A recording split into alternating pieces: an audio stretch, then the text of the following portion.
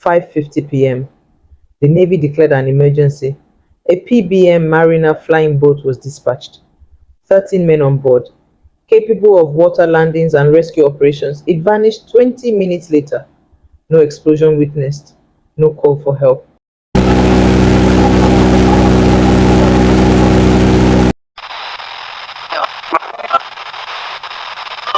Welcome to Omar's Story Nook, where history gets spicy, legends get a remix, and imagination runs wild.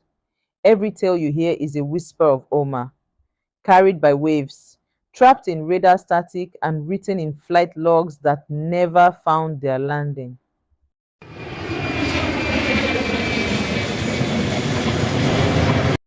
December 5th, 1945, just months after the end of World War II, the world still counting its ghosts, preparing for peace.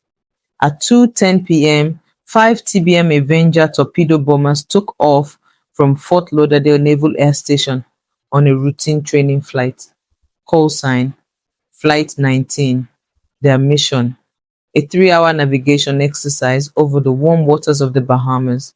5 crews, 14 men, clear skies, functioning radios, experienced pilots, but 2 hours in, they vanished. No distress signal, no debris, no explanation. Even the rescue plane sent to find them, with 13 crew aboard, vanished without a trace. Flight 19 became legend, a story carried on wind and water, a story no radar could locate, no theory could contain, a story that still circles the skies. This isn't just a missing persons case, it's a tear in the map, a ghost story in uniform, a riddle that flies information across decades. This is the mystery of Flight 19 and what happens when the sky forgets to give back. It began like every other drill. Lieutenant Charles C. Taylor, 28 years old, a seasoned flight instructor, combat veteran, in command of Flight 19, 5 Grumman Avenger bombers, each aircraft fueled, equipped, checked, cleared. They lifted off at 2:10 p.m. from Fort Lauderdale's sunlit runway. Course, east over the Atlantic, then north past Grand Bahama Island, looping back west toward home. Everything proceeded according to plan. Until 3:40 p.m., radio chatter changed.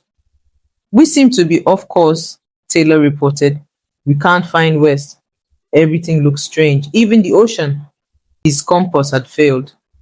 He believed they had drifted over the Florida Keys, but in reality, they were heading further out to sea. Other pilots in the formation weren't so sure. Some insisted they were still above the Bahamas, but Taylor overruled them. Confusion grew. Landmarks vanished, fuel dwindled, and then the radios went quiet. One final burst: "We'll fly west until the fast plan runs out of fuel. Then we'll all go down together." That was the last anyone heard from Flight 19. 5:50 p.m. The Navy declared an emergency. A PBM Mariner flying boat was dispatched. 13 men on board, capable of water landings and rescue operations. It vanished 20 minutes later. No explosion witnessed. No call for help. Only one report from a nearby ship. "We saw a flash, then flames on the water," but no wreckage was found. No survivors, just ocean. Within days, over 300 ships and aircraft scoured the area. The US Navy called it one of the largest air-sea rescue missions in history. They found nothing: no oil slicks, no fragments, no parachutes, no proof of collision. Some blamed human error, others blamed storms. But survivors of that search whispered it wasn't the weather, it was the place. That stretch of ocean between Florida, Bermuda, and Puerto Rico had a name whispered by sailors: the Devil's Triangle. Years passed, theories surfaced, then dissolved like salt, but in the static of forgotten frequencies, Flight 19 spoke again. Radio enthusiasts reported strange bursts on military bands long abandoned.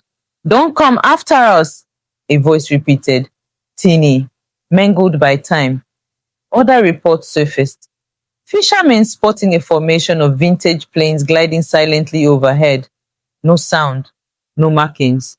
Then, vanishing into cloud, pilots reporting magnetic anomalies, compass needles spinning wildly, ocean floor scans showing unnatural formations, structures not made by tectonics or coral, as if something beneath the sea was shielding what it had taken. Even satellites returned garbled imagery, topography flickering, as if the sea refused to be seen, and every now and then, a transmission, always the same phrase: "We are still flying." One theory took hold among physicists and folklorists alike: a space time rift, a vortex of folded reality, a tear in the fabric where time becomes nonlinear. Inside this pocket, direction fails, instruments lie, memory stretches like string, a zone where aircraft fly in circles until their fuel runs out, or until time itself forgets they were ever real. Modern pilots have described similar feelings: sudden silence, radio dead, GPS glitches, a sensation of being watched from inside the clouds. One flight reported briefly seeing 5 aircraft pass below them, old, silent, unmarked, flying in tight formation. They blinked and the planes were gone. And still, on emergency radio bands, that same voice: "We are still flying," not calling for help, not asking to be found, just continuing. Flight 19 was declared lost at sea, its crew presumed dead, their logs ended, their names engraved. But the sky never gave them back, and sailors still glance upward when the clouds hang heavy and the air goes still. They whisper they're still up there, because the Bermuda Triangle doesn't just swallow metal, it swallows certainty, it holds echoes. And sometimes, on a quiet evening, just as dusk turns to night, you may look up and see 5 planes flying in perfect formation, heading nowhere, calling no one, still searching. This isn't just a story, this is Omar's story Nook, where truth whispers between the lines and legacy refuses to fade until the next whisper of Omar. Stay listening. The vanishing of Flight 19 echoes over the sea.